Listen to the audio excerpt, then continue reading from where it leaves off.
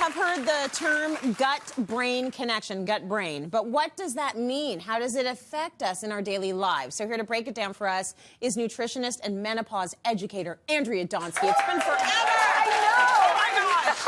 I miss you! I miss you too. What does it mean when we say gut-brain connection? Okay, Talk so to the me. easiest way to think about it is like this. Yes. What happens to our stomach when we're nervous or anxious or when we're first falling in love? Oh, flippity-floppities, butterflies, things are happening. Things are happening. Yeah. And the reason why, and I'm going to walk right over here to show you our little prop, is that our brain and our gut are connected by a two-way highway called the vagus nerve. Okay. And it's the longest nerve of the autonomic nervous system, which makes up our sympathetic and parasympathetic nervous systems. Amazing. It starts at the brainstem and goes to the colon. So think of it like this. Yeah. When our brain is happy, our gut is happy.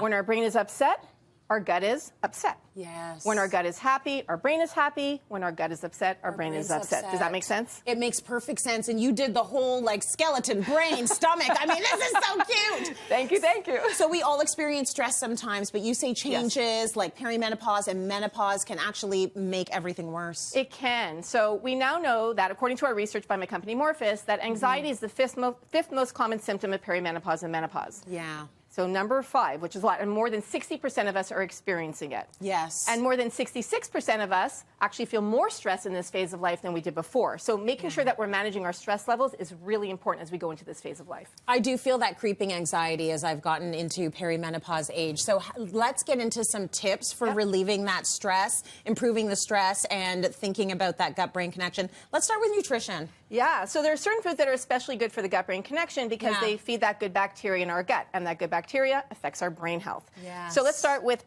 high-fiber foods. Yeah. Foods like onions, garlic, asparagus, whole grain, Jerusalem artichokes. These are also prebiotic foods, and prebiotics feed the good bacteria in our gut. Okay. Fermented foods like kimchi and sauerkraut contain live probiotics, again, that good bacteria that's in our gut. Okay. Omega-3 rich foods like salmon and chia seeds, tryptophan rich foods like turkey and eggs, as well as polyphenol rich foods like olive oil and green tea all help to support that gut health and in turn supports our brain health. Exactly. So it's really important.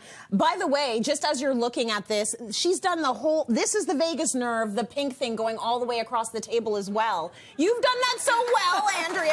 Thank you, thank you. We got our brain and we got our gut at the other end. Let's talk about sleep. You need sleep. We need sleep, and when we don't sleep, we become more stressed. When we're more stressed, we can't cope with stress as well when we lack that sleep. And sleep is the third most common symptom in perimenopause and menopause, number 3. So it's really important as we go into this phase of life that we prioritize sleep. So how can we do that? One of the main things is really making sure that we are going to bed before 11 o'clock at night and keeping a consistent schedule, even on the weekends. It's really important. Having a dark room, having a cool room, having some type of ritual, like perhaps it's taking a bath, not being on technology before bed. Anything that's going to help us to relax before bed is going to help us sleep better. Okay, very good. Make sure everything is working out in that respect.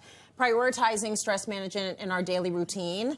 That can make a real difference. You've got some tips for that as well. And the key is being consistent. Yes. So number 1, non-negotiable, and I know this is big for you too, exercise. Every day. So important. And the reason why we want to exercise is because research shows that it helps to reduce stress.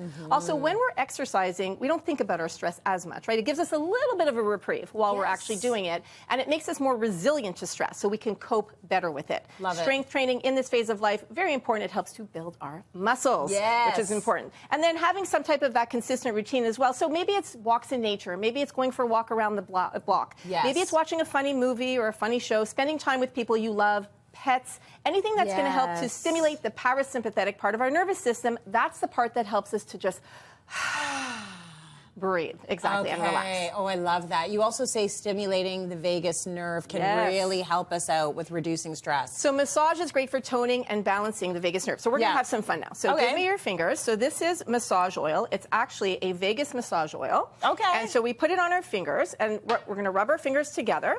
And then what we're going to do is we're going to start massaging the back of our ears, moving up to the top of our earlobe, moving right up, coming right down in a circular motion. And what it does is it activates our nerve endings, stimulating the parasympathetic part of our nervous system, which helps us to relax. You can go behind your neck, you can go on your shoulder, like you can go on your clavicle. My eyes are closing. It's so good. Andrea, thank you so much for that. Everyone do this massage when you get home.